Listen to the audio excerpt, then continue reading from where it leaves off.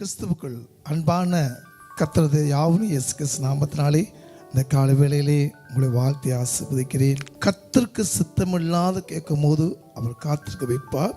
1 யோவான் 5:14 வாசிப்போம். நாம் எதையாகிலும் அவருடைய சித்தத்தின்படி கேட்டால் அவர் நமக்கு செவி கொடுக்கிறார் என்பதை அவரை பற்றி நாம் கொண்டிருக்கிற தைரியம். எந்த ஜெபத்துக்கு பதில் கொடுக்கணும், கொடுக்காம இருப்பான்னு தேவனுக்கு தெரியும். சில பேர் என்ன செய்கிறோம், வீடு கட்டணும் நம்ம ஜெபம் பண்ணிட்டு இருக்கிறோம், ஆனால் அந்த வீடு தாமதமாயிட்டே கொண்டு இருக்குது. சில பேர் சொல்லுவாங்க, வெளி தேசத்துக்கு போய் நான் சம்பாதிக்க போகிறேன், ஆனால் 3-4 வருஷமாக இருக்க தடையாகி கொண்டு இருக்குது அப்படின்வாங்க. சில பேர் பார்த்தீங்கன்னா சொந்த தொழில் செய்யணும், ஆனாலும் கைக்கு வருது ஆனால் தடையாகுது. இதுதான் ஆண்டவர் உங்களுக்கு சொல்லுகிறார். உதாரணமாக நினிவே பட்டணத்தை தேவன் சொல்லி ஒரு தீர்க்கதரிசி மூலமாக அந்த தேசத்தை நான் அழிக்க செய்வேன், போய் சொல் என்று சொன்னார். ஆனால் நினிவே பட்டணம் ரட்சிக்கப்படவே தேவனுக்கு சித்தமான காரியம். ஆனால் யோனானுக்கோ அந்த தேசம் கத்த சொல்றார், எப்போ அழிப்பான்னு அவர் காத்து கொண்டிருந்தார். யோனா 4:5 வாசிப்போம். பின்பு யோனா நகரத்திலிருந்து புறப்பட்டு நகரத்துக்கு கிழக்கே போய் அங்கே தனக்கு ஒரு குடிசையை போட்டு நகரத்துக்கு சம்பவிக்க போகிறதை தான் பார்க்கும் மட்டும் அதன் கீழ் நிழலில் உட்கார்ந்திருந்தான். ஒன்று கூடி ரெட்டி ஜெபிக்கும் போது 1,20,000 பேர் தேவன் நினைவே ஜனங்களை காப்பாற்றப்பட்டார்.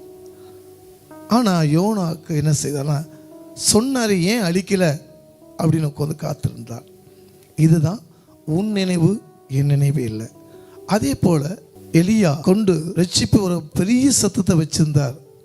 ஆனால் எலியா இசபெல் ராணிக்கு பயந்து என்ன செஞ்சார் பார்ப்போம். 1 ராஜாக்கள் புஸ்தகம் 19:4 வாசிப்போம். அவன் வனாந்திரத்தில் ஒரு நாள் பிரயாணம் போய் ஒரு சூரைச் செடியின் கீழ் உட்கார்ந்து தான் சாக வேண்டும் என்று கோரி, போதும் கர்த்தாவே, என் ஆத்துமாவை எடுத்துக்கொள்ளும், நான் என் பிதாக்களை பார்க்கிலும் நல்லவன் அல்ல என்று சொல்லி. எல்லா ஜெபத்துக்கும் பதில் வருதா? சில காரியங்களுக்கு தாமதமாகனா நீங்க அந்த காரியத்தை காத்திருக்க தேவன் வைத்திருப்பார். உடனே என்ன செய்ய, நான் ஜெபம் பண்ணி பார்த்துட்டேன், கர்த்தருக்கு சித்தமே இல்லைன்னு சொல்லுவாங்க. ஆனால் தேவனுக்கு ஒரு காரியம் சித்தம் இருந்தால் அது உடனே காரியங்களை வாய்க்க செய்வார். 2வது காரியம், இஸ்ரவேல் ஜனங்களிடத்தில் எகிப்திலிருந்து கானானுக்கு புறப்பட செய்தார். 430 ஆண்டுகள் அடிமைத்தனத்திலிருந்து கர்த்தர் அந்த இஸ்ரவேல் ஜனங்களை தனித்து வைத்து தனக்காக காத்திருக்கும்படியாக கர்த்தர் செய்தார். முறுமுறுத்தன அது 40 ஆண்டுகள் அதை வனாந்தரத்திலே வழிநடத்தும்படியாக கர்த்தர் இஸ்ரவேல் ஜனங்களை காத்து கொண்டார். காடைகளையும் அப்பங்களும் தண்ணீர்களையும் தேவன் இஸ்ரவேல் ஜனங்களுக்கு ஆசீர்வாதமாக கொடுத்தார். அதுக்கப்புறம் தான் என் வருகை எப்படி இருக்குது, தேவனுடைய சித்தம் எப்படி என்று சொல்லி தேவன் அவங்க ஜெபித்த அந்த கானானுக்கு பிரவேசிக்க வைக்கும் 40 ஆண்டுகள் அவங்க காத்திருந்தார்கள். அதுக்கு முன்பாக தேவனை யாருன்னு தெரியாது.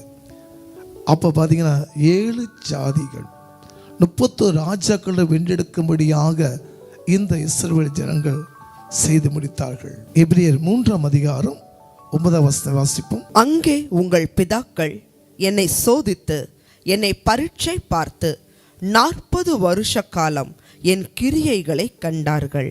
இது தேவனுக்கு சித்தமா? எல்லாம் கேட்டால் தேவன் கொடுப்பாரா? தேவனுக்கு சித்தம் இருந்தால் தான் கொடுப்பார். சித்தம் இல்லாத தாமதிப்பார். ஆனால் அது ஏன் தாமதிக்கிறேன்னு உங்களை அது நினைவுபடுத்த வைக்கும், புரிஞ்சு கொள்ள வைக்கும். தேவன் அதை தாமதித்து கொண்டே தான் இருப்பார். இப்போ இஸ்ரவேல் ஜனங்கள் தன் வனாந்தரத்திலே தேவனை ஆராதிக்க முடியாது, தேவனுடைய பேச கேட்டது கிடையாது, அவர் அற்புதத்தை ஆனது கிடையாது. ஆனாலும் இந்த 40 ஆண்டுகள் கானானை புதிய ஆண்டுக்குள்ள பிரவேசித்து ஒரு புதிய உலகத்துக்கு போனாங்க. புது இடம், வீடு, எல்லா வசதியும் ஆண்டவர் ஏற்படுத்தி கொடுத்தார். அப்போ தேவன் இஸ்ரவேல் ஜனங்களில் தேவன் வழிநடத்தும் போது ஒரு நோக்கத்தோடு தேவன் வச்சுக்கிறார்னா, உங்களுடைய ஜெபத்துக்கு கர்த்தர் உடனே பதில் கொடுக்க மாட்டேங்கிறார், தாமதிக்கிறார்னா, அந்த கஷ்டத்தை அது ஏன் தாமதிக்கிறான்னு உங்களை நினைவுபடுத்தி வைப்பார். அதே தேவன் கர்த்தருக்கு சித்தம் இருந்தால் சீக்கிரமா கர்த்தர் என்ன செய்வார்? காரியத்தை வாய்க்க செய்வார். அதை உன் நினைவு என்னுடைய நினைவில் ஆண்ட சொல்கிறார். நிச்சயமாகவே ஜெபம் பண்ணும்போது கேளு, ஆண்டவரே உமக்கு சித்தம் இருந்தால் நான் அரசாங்கத்துறையிலே பணியாக்கணும், நான் வெளிதேச போய் ஊழியம் செய்யணும், நான் வேலை கிடைக்கணும். ஜெபிக்கும் போது தாமதிக்கிறாருன்னாவே உங்கள் நன்மைக்கு தான் ஆண்டவர் செய்வார். உன் தாயின் கருவிலே உன்னை அறிந்திருக்கிறார். ஆனால் கர்த்தர் உன் வாழ்க்கையை தேவனுக்கு கொடுக்கும் போது தேவனுடைய சித்தத்தை அறிந்து கொள்ள வைக்கும். நீ காத்திரு, அப்பொழுது உன்னுடைய ஜெபம் ஜெயமாக தேவன் மாற்றுவார். தேவனுக்கு கட்டாயப்படுத்தாதீங்க, இது கொடுத்தாகணும். ஆண்டவரே உமக்கு சித்தம் இருந்தால் இந்த ஜெபத்துக்கு பதில் கொடுங்க, உமக்கு சித்தம் இருந்தால் நான் சொந்த தொழில் செய்யணும், தாமதிக்கிறனாவே தேவனுக்கு சித்தம் இல்லைன்னு அர்த்தம். உடனே ஜெபம் கேட்குறான்னா கர்த்தருக்கு சித்தம் இருக்கிறான். இது ரெண்டையும் அறிந்து கொண்டு இன்னைக்கு ஜெபித்து கர்த்தருடைய சித்தத்தை அறிந்து கொள்ளும்படியாக ஒரு அன்போடு கேட்டுக்கொள்ளி ஜெபிப்போம். அன்பு பரலோக பிதாவே, 2 காரியத்தை நாங்கள் பார்த்தப்பா.